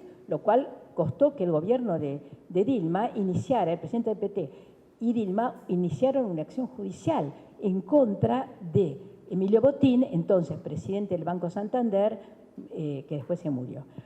Pero a esa altura, efectivamente, no era el Banco, se acaba de decir, no era el Banco Santander el único, ¿no? Y ya había un proceso de colonización. Si no, uno no puede explicarse por qué en la actualidad está Monsanto instaladísimo, ¿sí? Instaladísimo, por ejemplo, para darles un ejemplo, las escuelas agrotécnicas de Santa Fe. Está Monsanto directamente trabajando en contenidos. No es solamente que ponga un cartel, viva Monsanto, no cuide, se ponga fertilizantes. No, está trabajando sobre contenidos, está vendiendo programas. Los chicos de las escuelas agrotécnicas, ¿sí?, tienen programas que son hechos por Monsanto. Es decir, y efectivamente la penetración de grandes empresas en nuestras universidades, bueno, nosotros, voy a repetirlo, ¿sí?, cobramos el salario por el Banco Santander y antes lo cobrábamos por el Banco Patagonia. ¿Por qué no por el Banco de la Nación Argentina? Pero no lo vimos.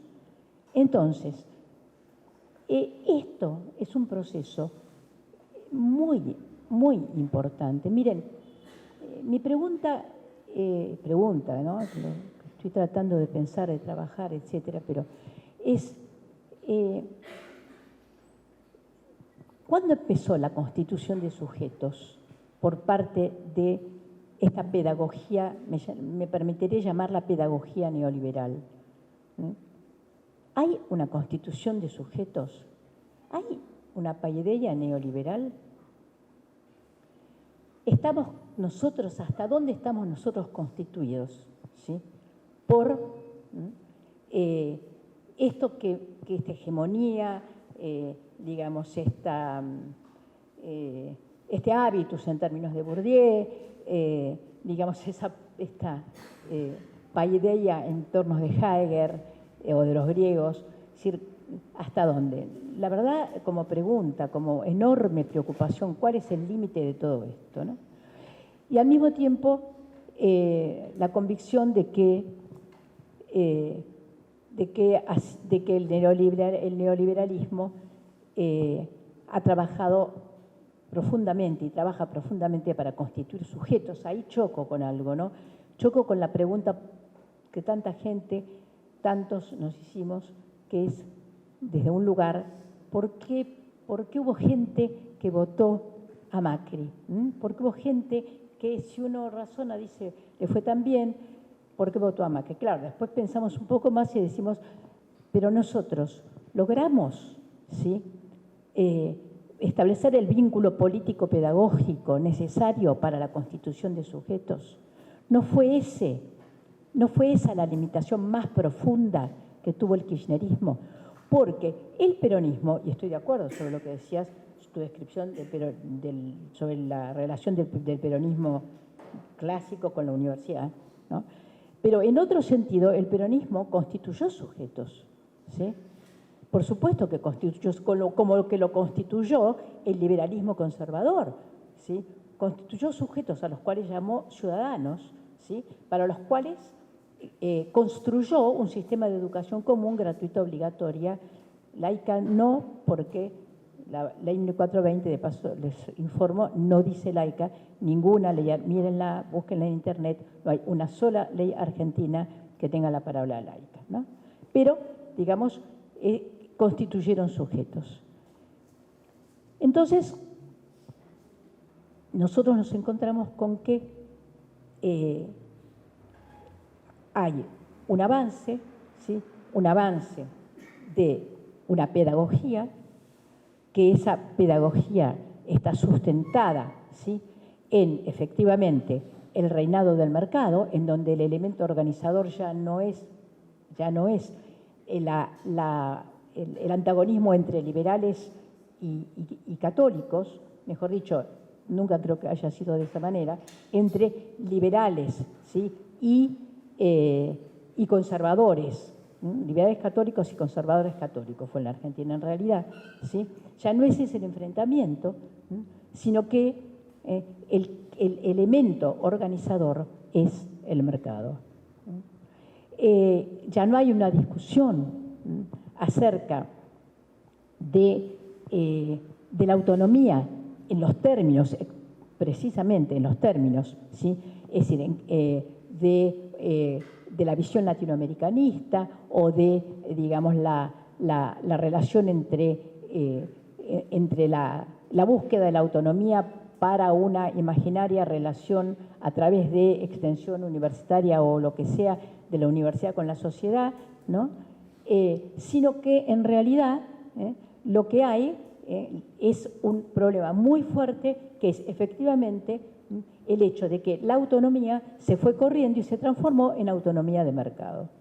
Ahora, mientras nosotros estábamos, los que estábamos en el gobierno, no quiero decir todos nosotros, quiero decir los que estábamos en el gobierno, ¿sí?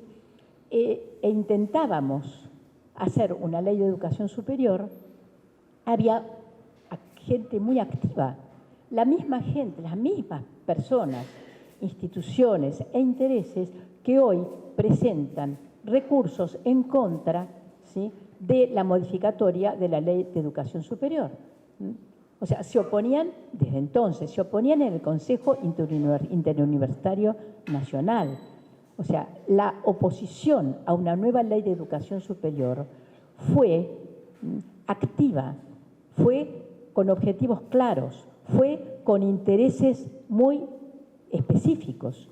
Y hubo personas vinculadas directamente a las grandes corporaciones, en cargos muy importantes, es el que pusieron piedras en el camino para que no se llegara a aprobar ni a tratar la Ley de Educación Superior.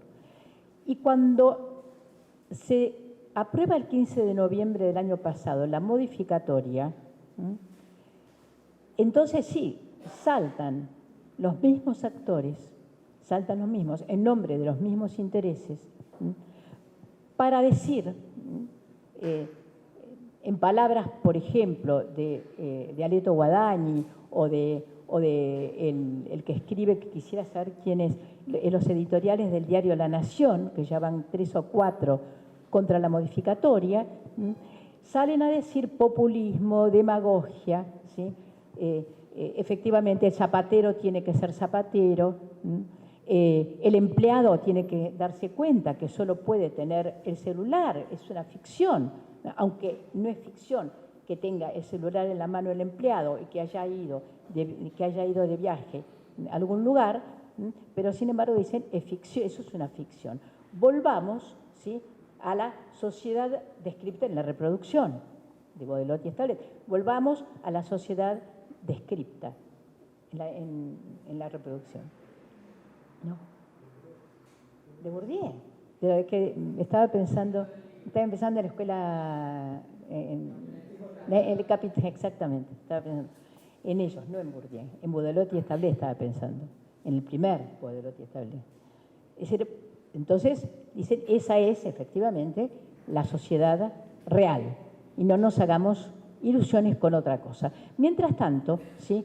En Estados Unidos, la inversión en educación superior, la inversión en educación, lo que se juega en el mercado educativo, que es el segundo rubro en el mercado en general en Estados Unidos, es 1.6 billones de dólares.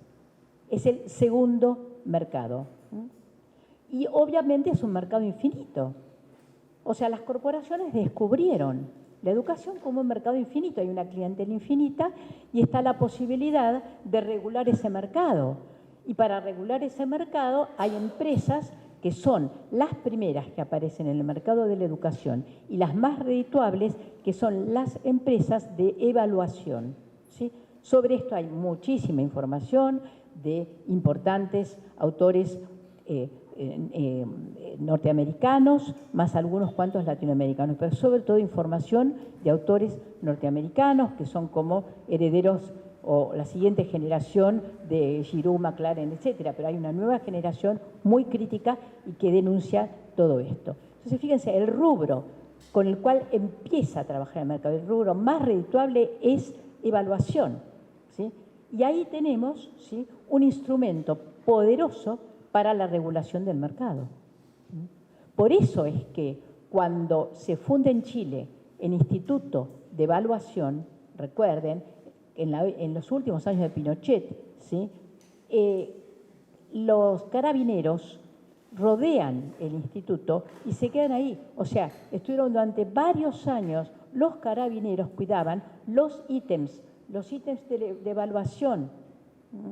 Y en México ahora se está discutiendo la fundación de un instituto de evaluación. Digo, ya se fundó el instituto hace 6 años, pero se está discutiendo que ese instituto de evaluación sea el que efectúe la discriminación de docentes y de alumnos. Habrán leído el enorme problema que hay en México en este momento.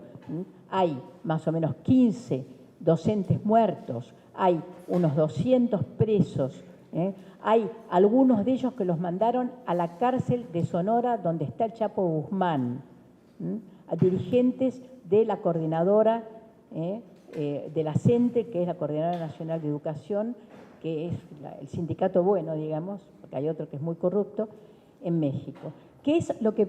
¿Contra qué salen esos docentes? Contra una reforma que es presentada como, digamos, la reforma por la calidad de la educación, y esa reforma lo que tiene centralmente es la utilización del Instituto Nacional de Evaluación en 2 direcciones. Una es para legitimar los 5.000 despidos de un plumazo que produjeron al tomar su primera prueba a los docentes. 5.000. Más, ¿sí?, el utilizar los servicios del instituto para reducir la población en los diferentes niveles, especialmente en la universidad, que de todas maneras ya tiene su examen de ingreso, que es muy restrictivo en la universidad pública. Entonces, esta situación que tenemos es una situación de toda América Latina, es una situación que están pasando varios países. Lo vemos por televisión en Chile, anteayer la manifestación que hubo en Chile, sí, por la gratuidad de la educación superior, fue muy importante. Con lo cual yo creo que sí, que estamos muy cerca, no sé si muy cerca, digo, hay condiciones, uno no sabe nunca hacia dónde desembocan los procesos, ¿sí?, pero hay condiciones para el nuevo manifiesto. Es decir, hay condiciones para la lucha por una nueva reforma universitaria. Solamente que tenemos que saber qué queremos. Y no es que nos sentemos a hacer, entre unos cuantos, a hacer un programa. Tampoco probablemente es una enorme consulta infinita que después termine en una montaña de papeles que nadie lea. Pero yo no sé cómo, pero hay que encarar el problema. Por ahora lo que sé es que hay una ley, que es en el caso nuestro, que es la modificatoria. Por cierto, en México acaban de tomar la modificatoria, hay un organismo que es el organismo entre los académicos de la UNAM y otras universidades y la dirección de la CENTE, ¿sí?, de los docentes, y han tomado los puntos de la modificatoria como puntos para ellos, como de reivindicación para ellos. ¿Cuáles son esos puntos? Lo digo rápidamente. El primero es el ingreso irrestricto, pero la ley dice el ingreso irrestricto no que aclara, sin discriminación, y dice, las universidades deberán, ¿sí?, establecer los cursos de nivelación que consideren necesarios, con la idea de que el curso de nivelación lo que haga sea ayudarle al estudiante, pensando en lugar de pensar en estudiantes desertores, pensar en estudiantes incluidos. En lugar de pensar en incluir simplemente ensanchando, la idea es la de incluir transformando, y nos llevaría mucho eso. Probablemente, si no hubiera ganado Macri, hoy estaríamos discutiendo la categoría inclusión. Estaríamos diciendo cuál es el paso siguiente a la inclusión. Estaríamos discutiendo eso. Entonces, esto es un problema que plantea la modificatoria. O sea, un sistema discriminatorio, no. Un sistema que incluya, sí. En segundo lugar, la gratuidad, que no hace falta que lo explique, ¿sí?, desde la época de Perón. Una buena medida tomada en la época de Perón fue esa, la gratuidad de la educación superior. Y lo que dice la modificatoria es de los estudios de grado, sin siquiera entrar a discutir el tema del posgrado, que es discutible. Y después, ¿sí?, otro de los artículos de la modificatoria, que es en realidad el que provoca que los rectores de la Universidad de La Matanza y la Universidad de San Martín presenten pedidos de... ¿no?, presenten amparos, pedidos de amparo, ¿sí?, estoy muy cansado, que presenten pedidos de amparo, en realidad es porque hay un artículo que lo que dice que las universidades deberán rendir cuentas no solo del propio producido, sino también, no solo de los fondos presupuestarios, sino también del propio producido. Ese es el tema. Ese es el tema que toca directamente al mercado. Y un siguiente artículo que lo que dice es que no se podrán establecer acuerdos de mercantilización de la educación universitaria. Entonces, yo creo que ahí está el problema. Ustedes saben, la Internacional de la Educación, que es la organización que reúne a todos los sindicatos de educación del mundo, tomó como tema principal la mercantilización de la educación, más aún el presidente, el que era el secretario general del Sindicato de Educadores de Australia, que además es un pedagogo muy interesante, renunció a ser secretario general para ocuparse de esta investigación sobre mercantilización de la educación, y en el avance de esa investigación se encuentran redes increíbles, ¿sí? Se encuentra que esa computadora o esa aula informática que nos vendió Google o que nos vendió Microsoft, en realidad, ¿sí?, termina teniendo conexiones importantísimas, conexiones nacionales, conexiones dentro de las universidades, conexiones adentro del lugar donde trabajamos y conexiones con las grandes corporaciones. Todo termina en las grandes corporaciones. Este es el panorama. Frente a esto, ¿sí?, yo creo que hay una comunidad universitaria potencial, no hay una comunidad universitaria organizada, no hay un sujeto universitario, no lo hubo, por eso no se pudo llevar adelante esta discusión sobre la ley de educación superior. No lo hubo, pero yo creo que potencialmente lo hay. Entonces, digamos, doy mis fuertes deseos de que se constituya ese sujeto, de que seamos capaces de saldar esa deuda que fue la de constituir un sujeto distinto, ¿sí?, un sujeto que antagonice con aquel que sí supo construir el neoliberalismo. Muchas gracias.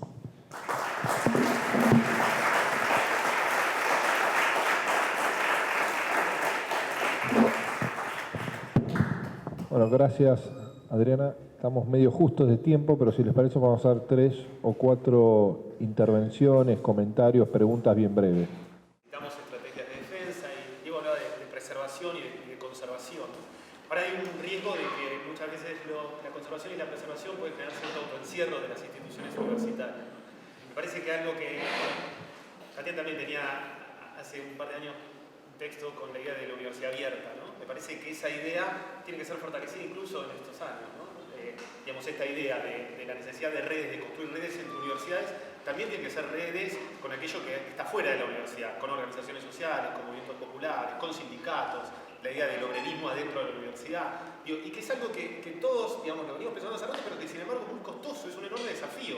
Digamos, me parece que, digamos, convocamos a sectores organizaciones sociales que en general no están adentro de la universidad, y eso cuesta mucho, ¿no? Y deberíamos preguntarnos por qué nos cuesta mucho. Quizá nos cueste mucho porque solamente, digamos, por cómo llegamos a ese lugar de convocatoria, ¿no? De qué manera estamos trabajando para poder convocar a esos sectores.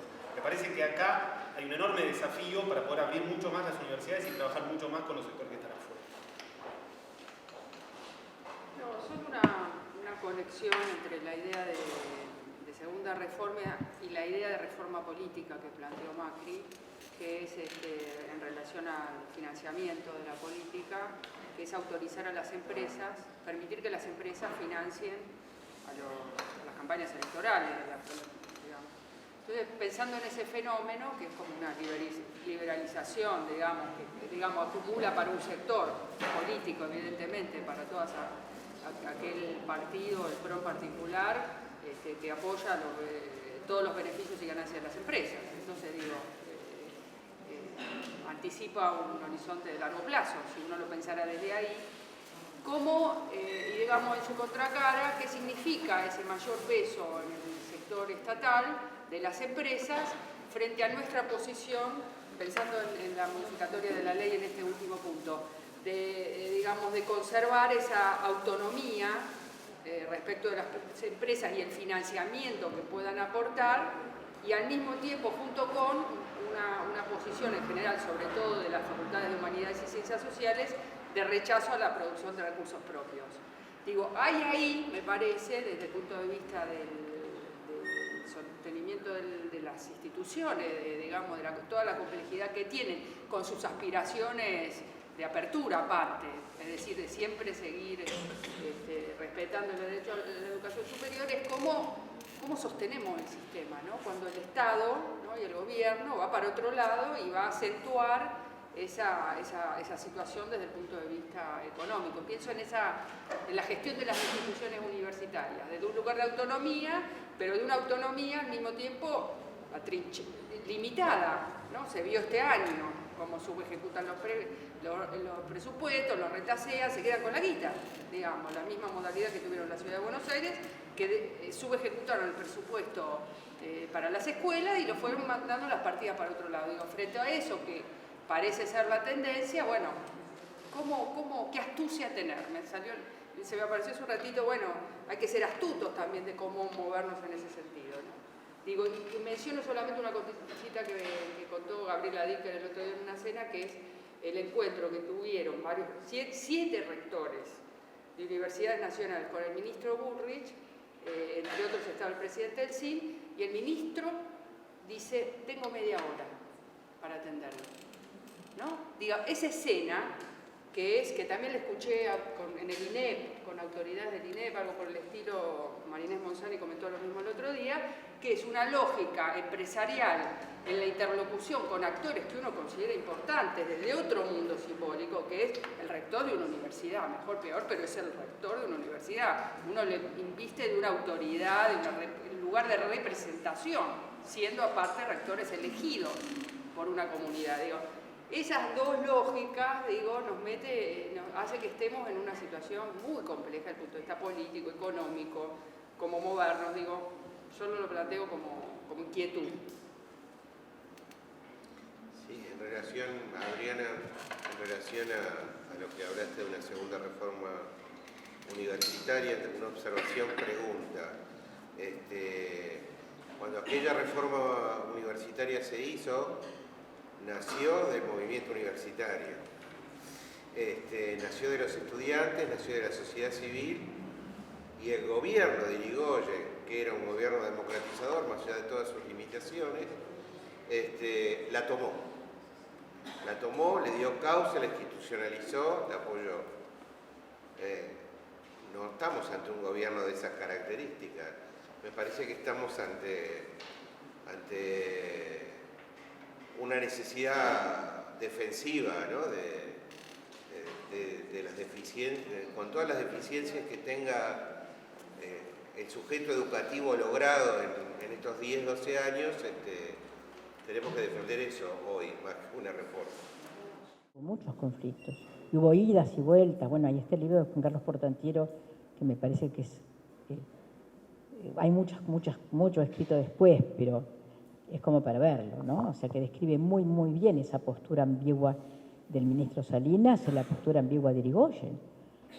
De manera que eso hay que verlo, ¿no? Y la otra cosa es que no se me ocurriría no se me ocurriría el hacer un manifiesto y presentárselo al ministro Bullrich o a Macri como una alternativa. Me parece que es complejo. O sea, de hecho, el 12 va a ser un gran acto con Macri, creo también, Bullrich. Van a lanzar una reforma educativa, la CETERA no va a ir, va a ser un acto paralelo, probablemente acá, ¿sí? Porque lo que van a lanzar es, bueno, todo lo que acabamos de decir, pero es muy grave porque ellos lo naturalizan frente a la sociedad, ¿no? O sea, muestran como que esa es la única salida posible. Así que yo no daría mucho para hablar, pero yo las posturas puramente defensivas no creo. Me parece que las posturas puramente defensivas que no tienen un proyecto, bueno, ahí me pongo muy freiriana, toda crítica debe contener un proyecto, ¿no? Una cosa muy breve, porque no tenemos tiempo, pero quisiera decir una cosa a Diego y a Sandra. Yo estoy totalmente de acuerdo con vos, y tampoco creo en las posturas defensivas. Creo en la universidad abierta, como vos decías. Solo que yo creo que estamos frente a lo que en alguna parte, digamos, llamé, y me gusta llamar, un progresismo reaccionario. El progresismo reaccionario es un progresismo tecnocrático, regido por la idea de innovación, donde nada verdaderamente nuevo puede ocurrir. Es la reproducción de más de lo mismo, es un régimen de acumulación. En ese aspecto creo que eso, y lo que hay es una desactivación de la crítica, porque la crítica es una cosa, incluso ciertos anacronismos críticos, cierta memoria crítica de las universidades son vistas como obstáculos para el desarrollo, según la matriz productiva y un productivismo, como decía Federico recién, que es, lleva un nombre, la del capitalismo, por decir así. Hay un capitalismo académico, con sus equivalentes generales, con su régimen de acumulación, etcétera, etcétera. Frente a ese progresismo reaccionario, yo creo que puede haber, no hablo de conservadurismo, hablo de conservacionismos emancipatorios, que es justamente el desarrollo de la crítica bajo formas anacrónicas, bajo saberes improductivos. El concepto de saber improductivo es un concepto marxiano. Para Marx, el concepto de saber improductivo es lo que no puede ser apropiado por el capital. Saberes inútiles, podemos decir así. Eso pasa, digamos, desarrollo de cosas minoritarias, de cosas raras. Eso se puede dar en universidades populares, en universidades, digamos, abiertas. Y en ese sentido, me parece que me interesaba jugar de construir la unilateralidad del concepto de conservación y de progreso al interno de las universidades, porque dialécticamente mutan su significado y creo que han mutado su significado. Solo eso. A mí me parece que la más formidable condición para la autonomía, en el buen sentido, es aumentar el presupuesto universitario del 0,4% al 1% del Producto Bruto Interno. No hay otra. Y entonces, desde ese punto de vista, pues si no, no hay autonomía posible. La otra, es decir, es indiferencia. Hagan lo que quieran, piensen lo que quieran. Yo no me meto, pero ¿sabe qué? Te desfinancio la universidad. Eso obliga a las universidades a las heteronomías. A venderse al mejor postor, para decirlo. El último gobierno ha sido un gobierno que ha fomentado como ningún otro la autonomía, precisamente por eso, y estamos en un proceso de desfinanciamiento que lo que va a generar va a ser heteronomía. Lo que nosotros tenemos que, desde mi punto de vista, conservar. La autonomía no es autoclausura ni es autismo, como decía. Por eso podemos acuñar un concepto que es el de heterogeneidad universitaria, que no es heteronomía. Y ahí va a lo que decías, Diego. La heterogeneidad es la universidad sensible a motivos que no surgen endógenamente de sus propias rutinas, que se vincula, digamos, con, no sé, con movimientos sociales, con la religión, con el arte, con la no universidad, de una manera sensible, y los desarrolla, por decir así, entra en contacto con saberes que no son los propios. Entonces, una autonomía heterogénea es probablemente lo que debe orientar la militancia política, la lucha política en el tiempo que viene, en una universidad abierta, por supuesto. Sí, coincido con la idea de la segunda reforma, ¿no? Me parece que debiera ser un programa. ¿Por qué? Porque las universidades siguen siendo, permítanme decirlo un poco grandilocuentemente, siguen siendo las universidades del pueblo argentino. ¿En qué sentido? En el sentido de que son universidades financiadas por la sociedad en su conjunto, y son universidades estatales, tienen una responsabilidad, por supuesto, con el Estado, con la transparencia del uso de sus recursos, que no es solo al Estado, sino que es al conjunto de la sociedad. Pero básicamente seguimos teniendo la posibilidad, y esa es una dimensión por ahí defensiva de la autonomía, que bajo ciertas circunstancias te permite, por ejemplo, pensar que podés desarrollar un proyecto universitario en condiciones negativas, en condiciones externas negativas. Y nosotros tenemos mucho por transformar en las universidades, mucho por hacer. En esta Universidad de Buenos Aires es una universidad que rápidamente se tiende a adaptar a los modelos mercantiles, que nunca pudo transformar esa cultura del menemismo, que efectivamente constituyó subjetividades, que hizo básicamente que en aquellas facultades en las que se consideró prioritario encontrar mecanismos alternativos para garantizar cierta dignidad de las aulas y los espacios universitarios y cierta dignidad de los ingresos de sus profesores, se autorizaran salidas alternativas que permitieran, por un lado, sostener el mantenimiento edilicio y, por el otro lado, generar que los profesores se generaran sus propios recursos adicionales. Este tipo de cultura que ha generado básicamente formas que en algún sentido terminan siendo de corrupción, no porque sean necesariamente, estrictamente corrupción en sentido legal estricto, pero sí porque se termina orientándose la producción del conocimiento y hasta la formación a las necesidades de esas empresas, que son las que sostienen no solamente ya la posibilidad mínima de cursar en un aula digna, sino también el salario del profesor, que ingresa parte por su salario regular y parte por los convenios adicionales que vaya. Ese proceso es un proceso muy grave, muy complicado, que la Universidad de Buenos Aires no ha terminado de abandonar, que mantuvo, que por supuesto que en la medida en que aumentaron los presupuestos y aumentaron los salarios, se fue reduciendo, se fue achicando. Pero la tendencia es rápidamente a volver a buscar ese tipo de financiamientos. En agronomía ya hay hoy en la Facultad de Agronomía una disputa en la Facultad de Agronomía que de a poquito iba avanzando hacia un proceso interesante de pensar el apoyo a la agricultura familiar, a los pequeños productores, que iba con mucha dificultad porque hay intereses muy fuertes y porque también está esa subjetividad que no quiero citar positivamente a Bourdieu porque lo han criticado mucho, pero también esa disposición de los cuerpos respecto de las prácticas hacia lo que está establecido como rutina para hacer.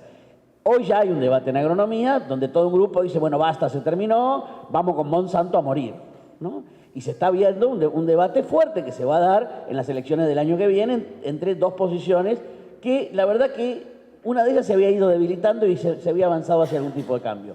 Me parece que hablo de la Universidad de Buenos Aires, yo creo que lo que hizo la Universidad de Córdoba estos años es un ejemplo muy interesante de cosas que se pueden hacer con la universidad, que no cambiaron totalmente la universidad, porque efectivamente no se cambia una universidad de 400 años en 2 o 3 gestiones rectorales, pero es muy interesante lo que se pudo avanzar como experiencia en la Universidad de Córdoba, pero nuestra Universidad de Buenos Aires, la segunda en creación en el país, con tradiciones de las más diversas, me parece que si nosotros pudiéramos plantar acá una idea de una segunda reforma y de la necesidad de pensar una universidad que, por supuesto, busque la forma de sobrevivir del modo más adecuado, pero en términos de un proyecto popular, del sentido de la universidad como bien público, etcétera, me parece que podríamos hacer un gran bien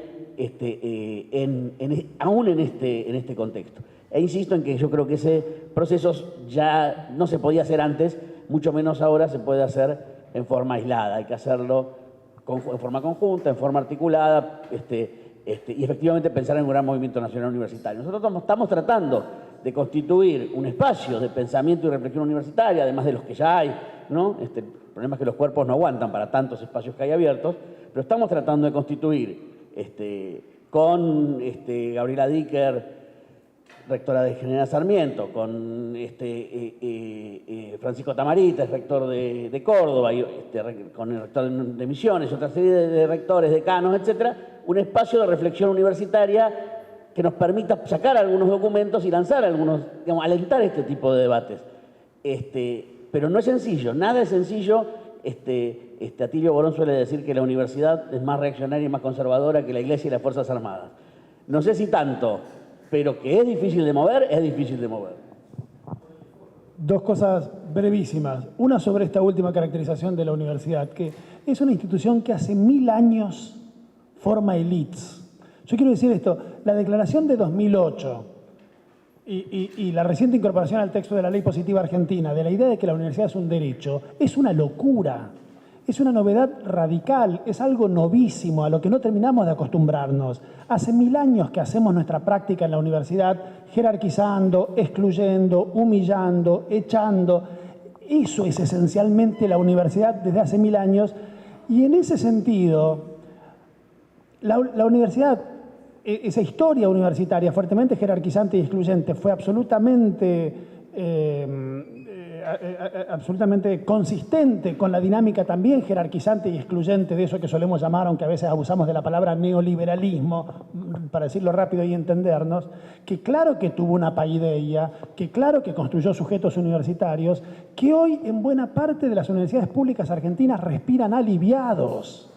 Porque hay algo de normalización en esto que está pasando. Y son muchos los colegas que hoy están diciendo, bueno, ya se acabó esta locura, que venían todo el tiempo a decir que no sé qué es un derecho. Si sabemos bien que no es un derecho, si sabemos bien que estos chicos no van a llegar, si lo sabemos porque somos profesores hace muchas décadas, si lo sabemos porque somos profesores hace 1000 años, si sabemos desde hace 1000 años que es mentira lo que esto, la zaraza esta del derecho, de no sé qué. Entonces, yo creo que, digo dos cosas tratando de responder dos de las cositas.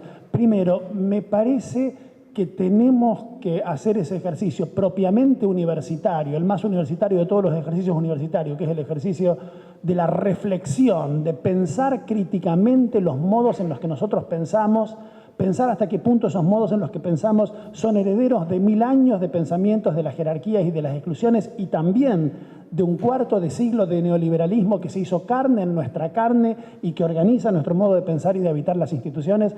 Hay que dar un pasito más todavía y pensar no solamente el modo en que ese pensamiento neoliberal siguió operando a pesar de nuestro pensamiento durante los últimos 12 años, sino el modo en que operó en nuestro pensamiento, que fue fuertemente fetichista. Hay que volver a analizar las políticas que en líneas generales nos gustaron, que pusieron un montón de plata en el sistema universitario, pero hay que ver los fetichismos sobre los que se levantaron también esas políticas.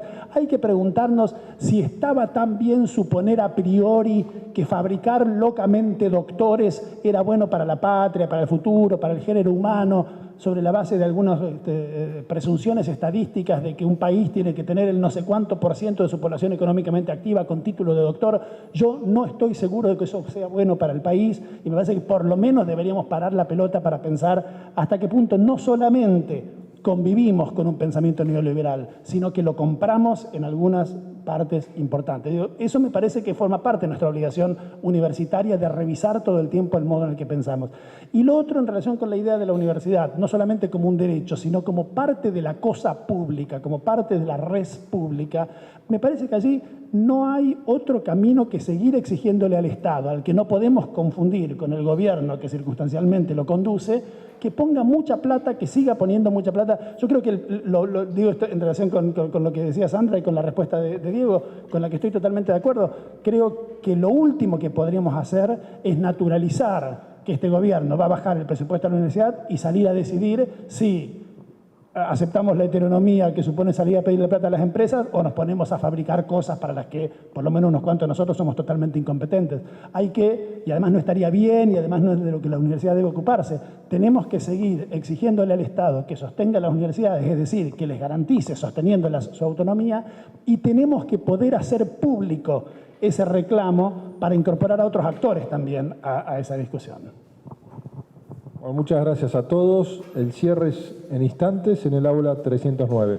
Muchas gracias, un aplauso para los expositores. Gracias.